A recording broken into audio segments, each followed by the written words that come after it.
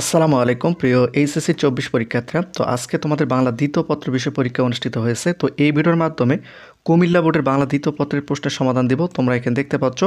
তো তোমরা ভিডিওটা স্টপ করে দিয়ে প্রশ্নের উত্তরগুলো তোমরা ভালোভাবে মিলাবা বা ভালোভাবে দেখবা। তো এখানে তোমরা দেখতে পাচ্ছ, দেখো 1 নম্বর প্রশ্নের উত্তর এখানে দেওয়া রয়েছে, তোমরা এখানে দেখতে পাচ্ছ। তোমরা উত্তরগুলো ভালো করে দেখে নেবে। এবং 2 নম্বর প্রশ্নের উত্তরটা নিচে দেওয়া রয়েছে, তোমরা এখানে দেখতে পাচ্ছ উত্তর। তোমরা উত্তরগুলো ভালো করে দেখে নেবে। এবং 3 নম্বর প্রশ্নের সমাধান বা উত্তর তোমরা এখানে দেখতে পাচ্ছ।